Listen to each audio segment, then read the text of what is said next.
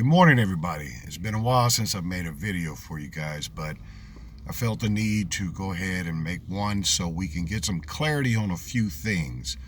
Lately, I've been getting a lot of people ask, what is my program all about? Previously with the Better Health and Wealth on correcting the gut and any other type of medical issues you may have. But first, we must go back to the genesis of it all, where you've heard me speak of this before. Where do diseases occur, or where did they stem from? Many of you have been looking on the internet, you've been seeing television commercials, Facebook pop-up ads about fixing the leaky gut, and it is true. The gut is the cause of all issues. When we say gut, what we're really saying is the intestines, because not physically the gut itself. Now, the intestines, whether it be the small or large intestines, what happens is because of the large amounts of starch and hybrid foods that we eat today, it begins to erode the mucous membrane lining, causing the mucous membrane lining, because of the acidity effect of it, to erode. And when it erodes, it leaks, guess what? Mucus. You guys hear me talk about mucus. I don't care what doctors say, anybody else say, mucus is the only disease present. It's not my theory. This was first given by Dr. Wahlberg in the 1920s, later on by a lot of other people who believe in natural medicines or natural eating. So with saying that, we've got to understand that the two acids that cause the body to go on a whirlwind effect of diseases and ailments is one, uric acid, or some people say uric acid, which is meat, particularly pork red meat. Why is this? Because meat is a uric acid, mainly the blood. Second is carbonic acid.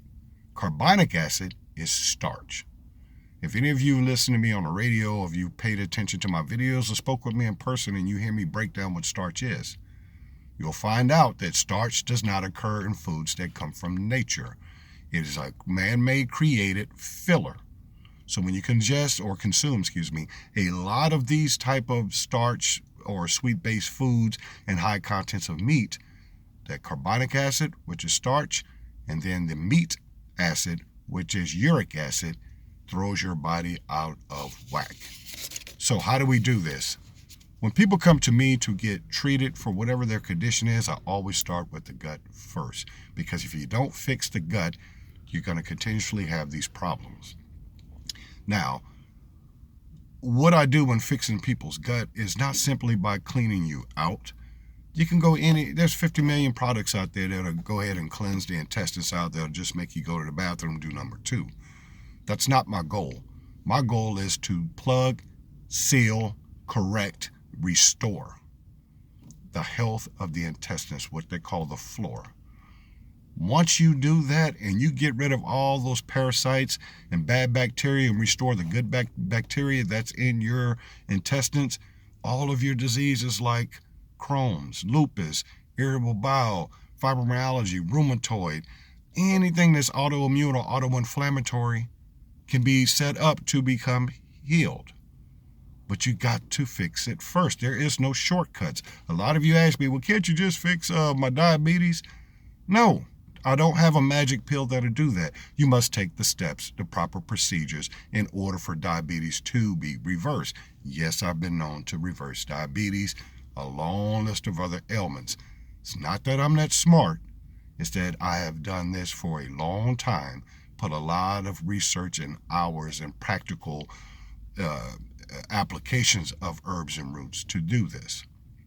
So some of the herbs that I use, for example, to fix the gut. Cascara Sagrada helps you go to the bathroom. Protea hosa, rhubarb root, blessed thistle. All these, plus about 5 other ingredients. I'm just giving you an idea. Do your research behind these herbs and roots. Oh, and another thing I find funny is when people go to the doctor and the doctor gives them, all this medication to take. I find it strange they never ask the doctor, what is this medication doing? But the minute someone tells you that's an herbal approach, you guys become internet investigators and internet researchers. Find that funny. But that's nor here nor there. Now, let me explain to you what I'm talking about when I say how bad hybrid food is for you. We have what they call natural foods, which are the foods God gave you, that's untampered by man. Then we have hybrid foods, which are things that man started manipulating. It's nothing new. They've been doing this for well over 1,000 years. Manipulating the seeds in the process of the natural growth. And when they do that, now it's no longer natural. It does not come from nature. It does not come from God. So, how can anything that is not natural be good for you? So, let's break down this whole entire process. We're going to start off with hybridized food or hybrid foods. And if we really look at it, hybrid foods are unnatural and they're high in sugar and they're off in the mineral ratio.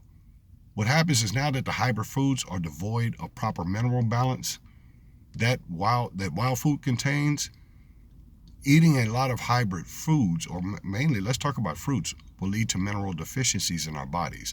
Not only are hybrid fruits and sweet starchy vegetables unbalanced in minerals, but eating too much will cause the body to bring heavy minerals from the bones into the blood in order to buffer the extra sugar. The hybrid sugar isn't completely recognized by the liver and the pancreas. And when it does that, because it's not recognized, it immediately gets expelled into the urine. All that sugar and everything is getting expelled out into that. So how can it possibly be good for you? It's overloading you. Now, when it comes to starch becomes carbonic acid, as you heard me mention, in the blood. And the acidity that it creates in the body now has to struggle to neutralize this acidity by pulling minerals from your bones. Yes, from your bones. Starch sugar is also released into the liver way faster than fruit sugar, and therefore it causes a negative glycemic impact, leading it to hyper or hypoglycemic. Now, when this effect happens, insulin production begins, and insulin in itself is unnatural. The body doesn't contain insulin when it is in a healthy state. So constant creation of insulin by the body is the cause of several negative processes in the body and a major cause of heart attack and diabetes and a whole plethora of other diseases. So we've got to understand that when we eat unnatural foods, such as starch, it's the killer of us all. Because some of you, especially a lot of vegans, but I eat so well. I eat nothing but fruits and vegetables, but all those fruits and vegetables you're eating natural. This is why your skin gets discolored. If it does not come from the earth in its natural habitat, it is not good for you. Example, how can you tell something is natural? Anything that grows in the wild does not grow in a row. It does not need to be cultivated, harvested by man. It does it on its own. Big problem with it is now that we have all this big farming community, the soil has been so depleted of natural minerals due to pesticides and the the manures and stuff that they try to use. It has depleted the soil. So now, even if you think you're getting natural, you're not getting natural because of what? The ground has been oversaturated. Now, when they start manipulating the seed itself, you become seedless, or you become things that grow so fast in nature that become sweet and it becomes addictive. Natural fruits are not sweet. They are bitter or sour. This is what the body likes. We're so accustomed to having extremely sweet vegetation or fruits that as soon as we go to the grocery store, we'll see grapes, for example, and we'll pick one, open a package, pick it up, put it in your mouth and say, oh, that's not sweet, and then you don't buy it. Wrong choice. Buy that sour, buy, that non-sweet or as sweet vegetable or fruit. There's so many things, guys, that we have been miseducated on, uninformed on, or flat out lied to. We have to get back to eating natural foods. Alkali foods. Alkali foods come from nature. They have not been processed or manipulated by man. But in saying all that, because we can't trust where the food sources come from because we don't have gardens in our backyard, the best we can do is eat the best we can and making better choices of the foods we eat. Eliminate the pork. Eliminate red meat, but only maybe once a week. 80 to 90% of your diet should be alkali foods along with grains. Completely eliminate starch. By doing that, not only will you drop a lot of weight, but your insulin production is no longer there. There's no need for it. So if you're diabetic, guess what? Your diabetes starts to go away. But because of what we have that's available to us and the choices we made along with foods, we must cleanse the body. Cleansing the body means, especially if you eat meats, every 3 months you need to cleanse the gut. If you're a drinker along with that, every 3 months you must not only clean the gut, but cleanse the liver and the internal organs to keep it safe.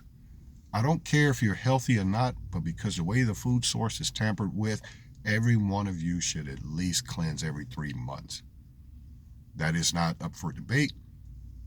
Even if you think you eat healthy, again, most of the food choices you make that you think are healthy or not, i.e., broccoli, cauliflower, two of the worst things you can put in your body. Why? Because they are man-made. They do not have a complete molecular structure. Do not take my word, look it up. It does not occur in nature. Carrots are not good for you. Don't care. Well, they're high in beta carotene, they're high in vitamins. You've heard me talk about that before. The body doesn't produce vitamins, so come on. Y'all got to give me a better excuse. The original carrot was purple, and around the 1800s, they started manipulating it. Therefore, now you have orange carrots. Beets, which is now labeled the superfruit. Don't eat beets. I used to. Beets was created in a lab in Holland in the 1500s to make it edible. It used to be used as a poison to treat a poison in the time of Christ and when the Romans were here. Beans. Beans are legumes, which is lectin, which turns into lactic acid. Beans are not good for you. The only bean that's good for you is garbanzo bean, or some of you may call it chickpea. Now you say, well, my grandparents ate pork all their life and they lived to be 80, 90, 100, and they ate all, but did they live a healthy 80, 90, 100, or were they subjugated to being in wheelchairs or needing someone to assist them? Don't know about you, but that's not living. I don't want to live that way. I want to be, God willing, if the Most High keeps me around till I'm 80, 90, 100 years old, I want to be a productive 80, 90, 100. I don't want to have to rely on someone to wipe my backside or take me a bath. That is not living. So when people give me that argument is, our grandparents ate all this and your grandparents ate all this and they're just fine or they were just fine. Also remember, largely, they didn't consume a lot of meats back then because there was no refrigeration. Secondly, they couldn't afford to eat a lot of meat. Thirdly, all the vegetables and fruits they ate hasn't been quite tampered with yet, unlike today. And lastly, the grounds weren't oversaturated and underdeveloped in minerals as it is today. So there's a lot of reason why your grandparents could get away with a lot of the way they ate versus the way we eat today. Think, people. I'm just here to make you think. I'm just here to get you back on track where you need to be. Now, let's do something about it. Reach out to me if you have any questions, concerns. If you need me to help you fix your gut, your liver, diabetes, cancer, I don't care what it is. Don't be afraid. Reach out to me. Know that there's help for you. But all this, I bid you a good day. One love.